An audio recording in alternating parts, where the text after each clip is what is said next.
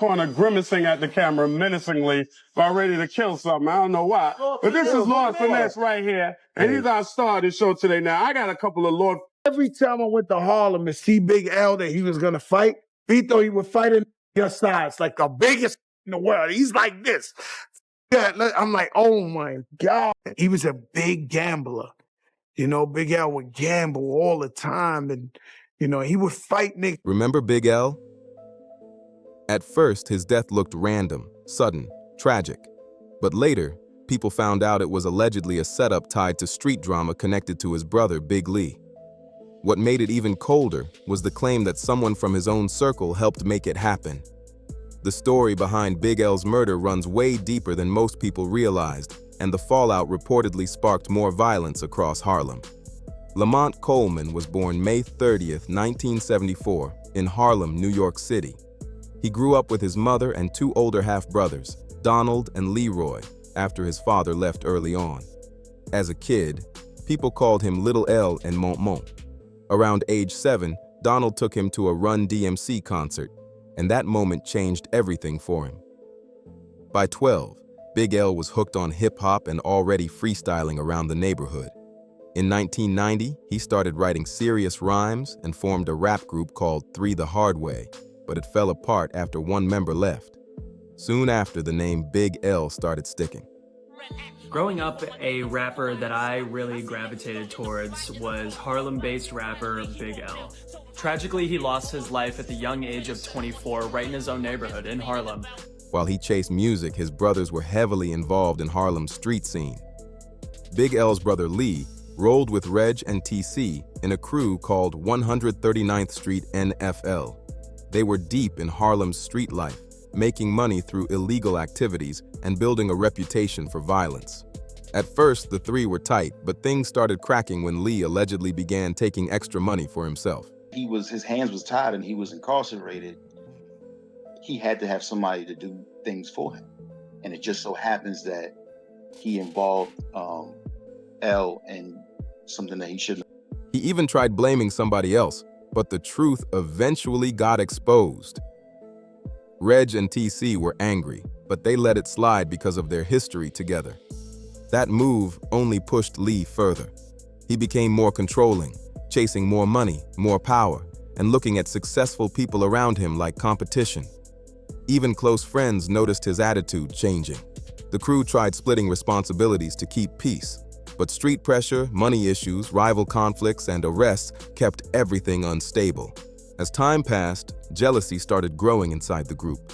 I mean, I couldn't really tell, but the only conclusion that I drew was that it was about jealousy, a case of envy and jealousy. Reg earned respect naturally, while Lee ruled through fear. Lee slowly grabbed more territory for himself as TC expanded elsewhere, and Reg stepped away from drug dealing and moved into robberies instead. After serving jail time, Lee came home acting colder and more paranoid. People around him noticed he trusted almost nobody, partly because of how he was raised. Once back on the streets, he tightened control over his area, and his ego reportedly got even bigger. When the dude get locked up, he goes into jail, start calling me, yo, in here that just took y'all watch or something, you know. And got crazy on the dude in jail. They beat the so bad, he told us who did it. He told, it got back to the city that the guys that did it, it was like, yo, Big L did that. Around 1991, Big L's rap career started taking off. He linked up with Lord Finesse, who brought him into the DITC crew. They quickly saw his talent and welcomed him in. In 1992, Big L shocked people by winning a huge rap battle competition against nearly 2,000 rappers, proving he was on another level.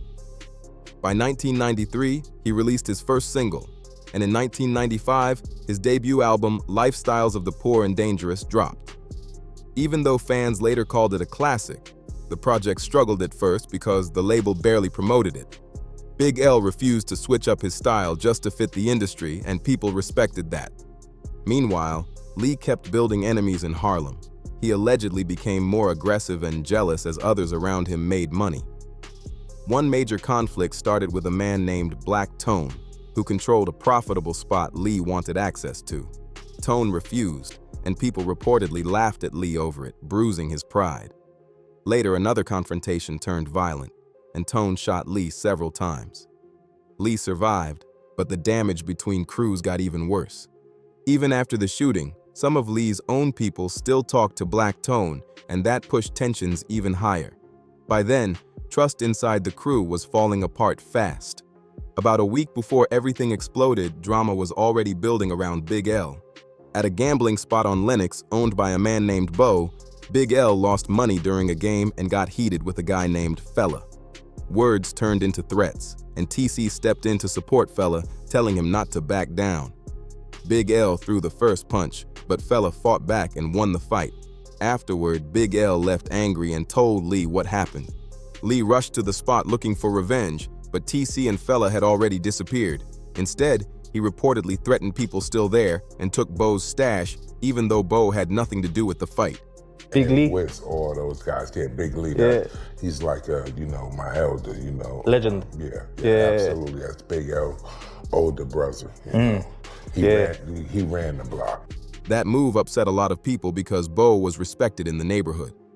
Some believed Lee acted out of jealousy since Bo was making serious money.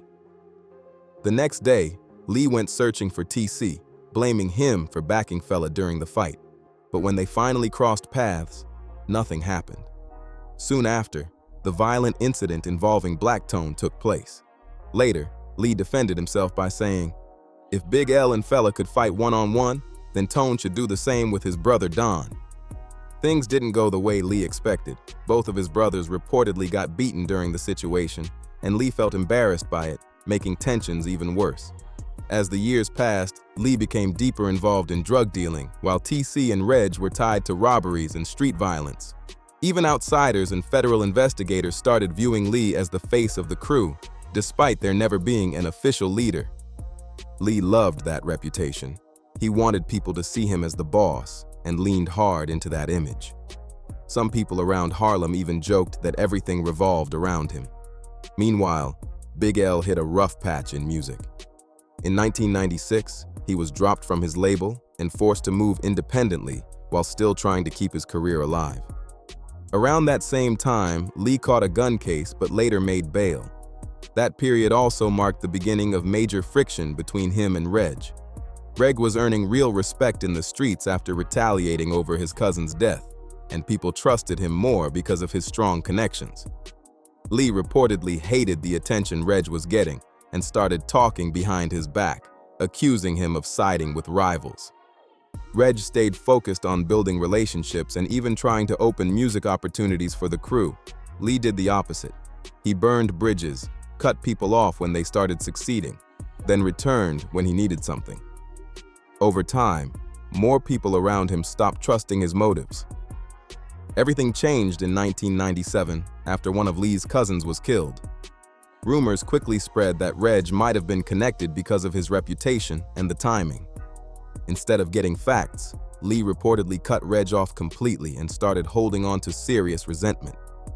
Reg brushed the rumors aside, but Lee took them personally and slowly convinced himself Reg was responsible. After the funeral, Lee allegedly started thinking about revenge.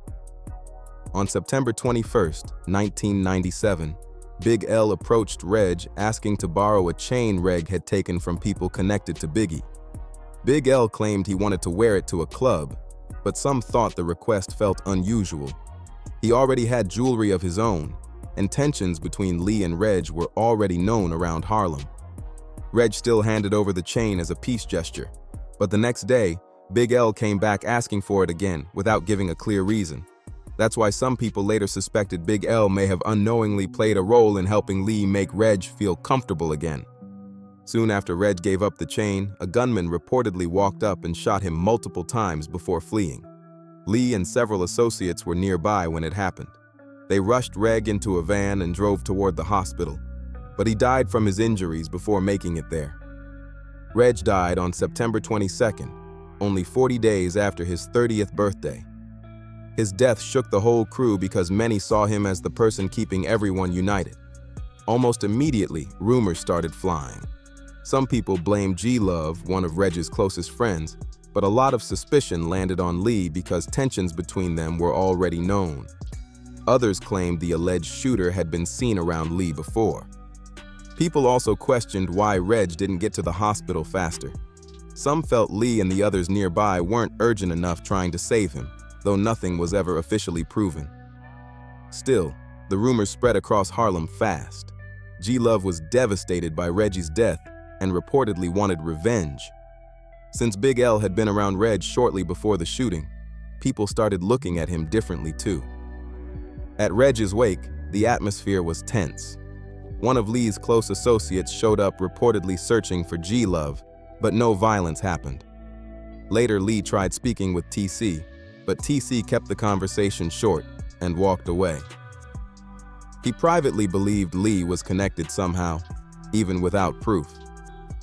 At the funeral, most mourners wore black, but Lee and his circle dressed differently, which some viewed as a statement. Rumors even spread that Lee mocked the situation through certain funeral arrangements.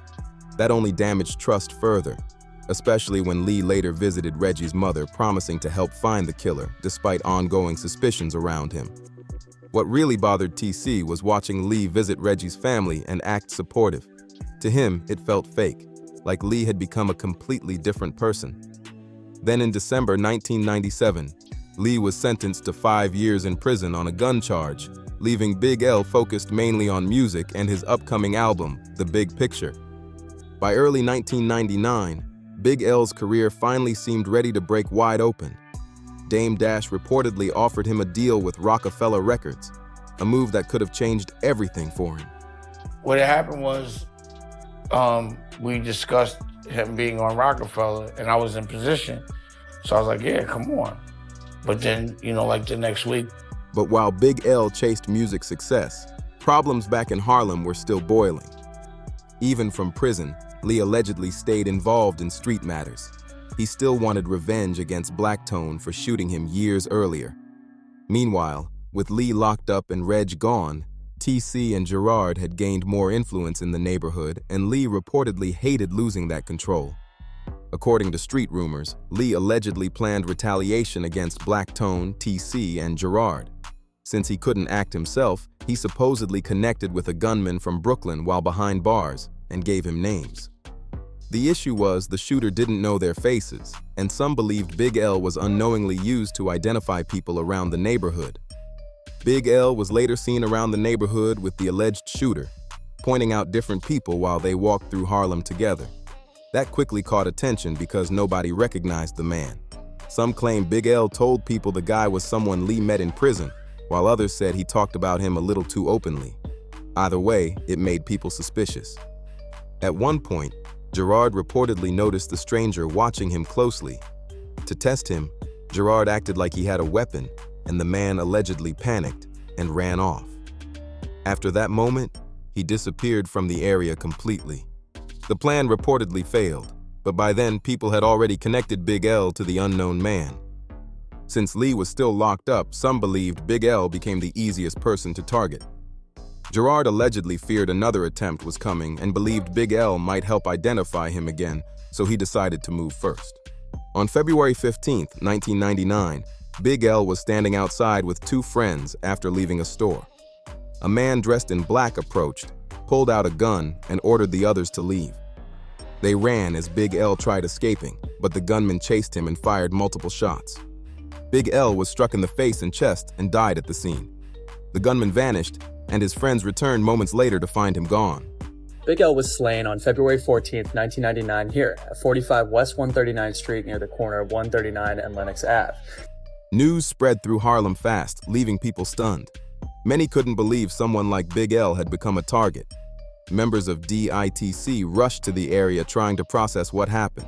To fans and artists alike, Big L was viewed as one of the sharpest lyricists in rap, and his future looked massive.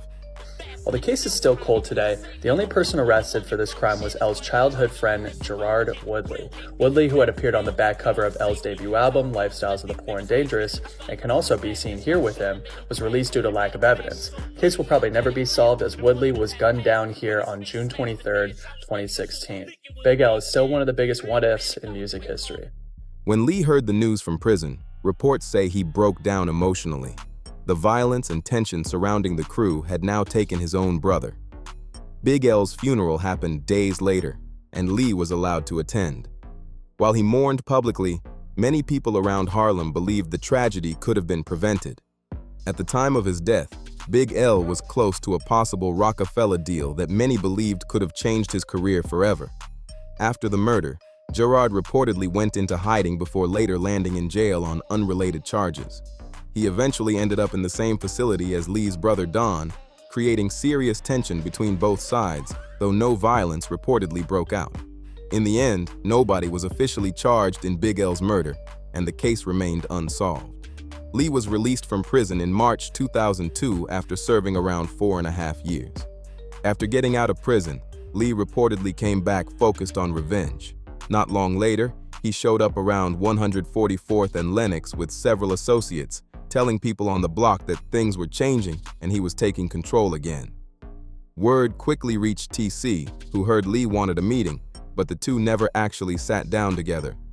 Lee allegedly kept circling the neighborhood searching for certain people, but nobody was around when he appeared.